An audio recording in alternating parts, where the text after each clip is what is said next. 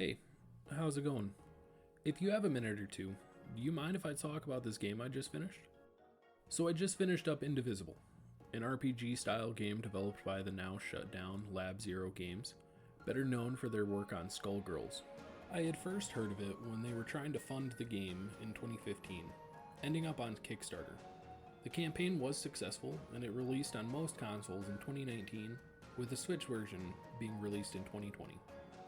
It had looked pretty interesting in the initial pitch, but quickly faded to the background when other, more notable games released. Now that I've finally finished it, I'd like to take a look back at my experience with it and see what I think it did well and what didn't work the greatest.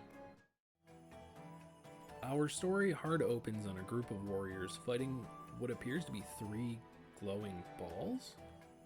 With little guidance, the team figures out how to deal some damage and is eventually able to take down what is revealed to be an all-powerful god capable of resetting the world.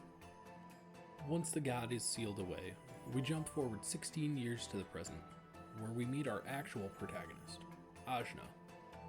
We see Ajna head off on her way to do some training with her dad. He's the gun guy from that first fight. And after some classic teenage angst, he heads back home, leaving her to calm down on her own before heading back. When she does head out, she notices a strange amount of smoke coming from the village. Running as fast as she can back home, she finds the village in flames, houses destroyed, and her father face down in the dirt with a warrior standing over him. Ajna vows vengeance for her father and begins fighting with the warrior. And upon defeat, she absorbs him into her mind, adding the first of many party members to the cast. Then, with her father's killer in tow, Ajna sets off to defeat the leader of the army and see where the adventure takes her.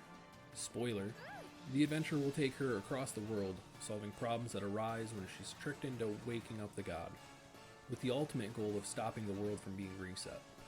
While this may seem like a pretty standard storyline, what helps it stand out is the well-written and uniquely designed cast of supporting characters, in addition to a large, diverse world with differing designs that still feel connected and alive.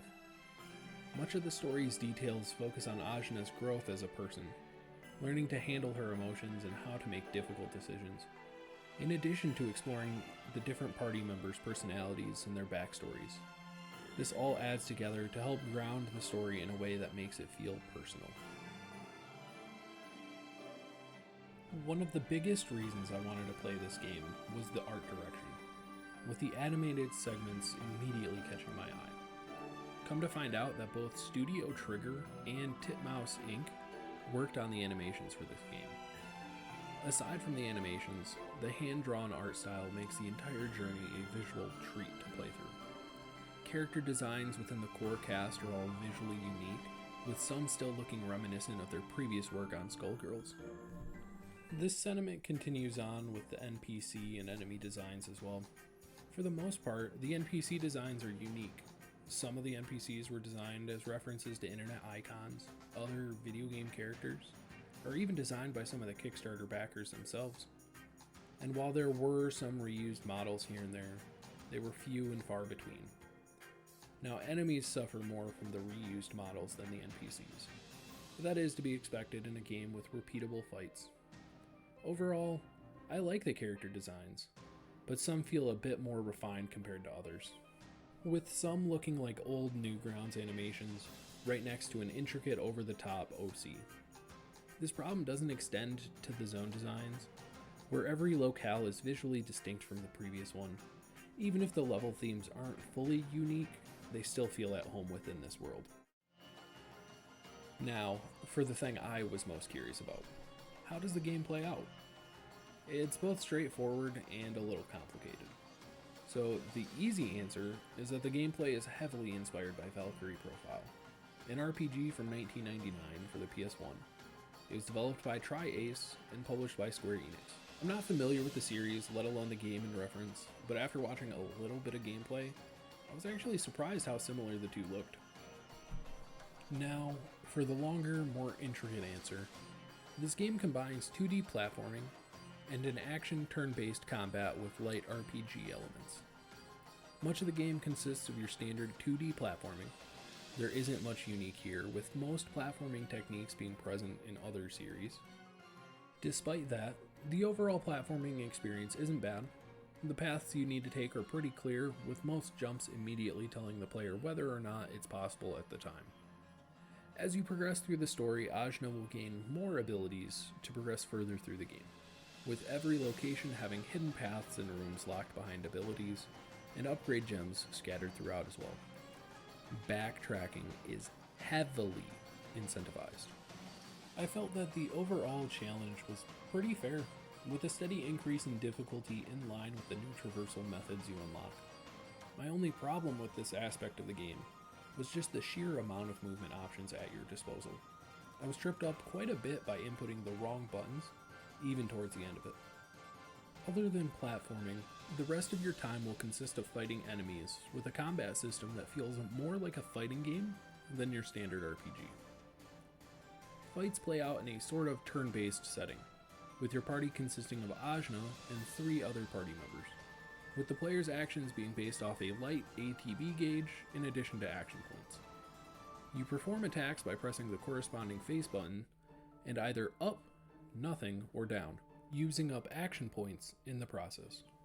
Each character has their own kit, with no two playing exactly the same, and it's up to the player to make their ideal team to handle the different fights and gimmicks thrown at them.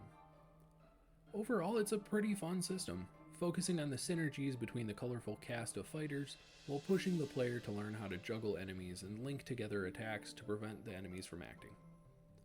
Even having a meter, like something straight out of a fighting game, that you can use on super moves. Now, I say all this as if you had the choice to not learn the combos. Fights can be flashy and over very quickly with proper technique, but if you miss the link or are just trying to mash through combat, then fights will last a lot longer. Now, this isn't a bad thing. I actually appreciate the incentive to learn the mechanics, but pair it with a hollow leveling system that serves very little purpose, and you get the combat that feels unrewarding and redundant. Every character, including Ajna, has a level to them, determining what their health is and how much damage they dish out and receive. That level is raised with XP awarded through combat, and in-game is supposed to represent the bond between Ajna and the characters. Now, that seems pretty straightforward for an RPG, except that there's another stat upgrading system that has a much larger impact on the stats than just raw leveling ever does. I mentioned earlier that upgrade gems are scattered through every level, and these are used to upgrade Ajna's offensive and defensive capabilities, giving additional action points or allowing her life regen on perfect guarding. I thought the combat was pretty fun and engaging in the beginning, but towards the end of it I was skipping a lot of fights with little incentive to fight anything other than bosses. Speaking of, bosses are kind of an interesting topic, as they meld both gameplay styles into one fight. I enjoyed most of the boss fights, with the last one being the only one that I really struggled with. Indivisible was an interesting experience, mixing a captivating art style with an engaging and impactful story, while also mixing 2 genres that require a bit of legwork to pull off well. And ultimately, I think it was successful in its endeavors, with the writing, art direction, and music all working wonderfully together, only falling short in a couple of sections of the core gameplay loop. I'd rate this a high B, maybe an A if it wasn't for the redundant combat towards the end. Up next, I'm thinking of trying something different. I mean, I say that on every game, but this time it's a little random. Up next, Lost in Random. Anyways, thanks for listening.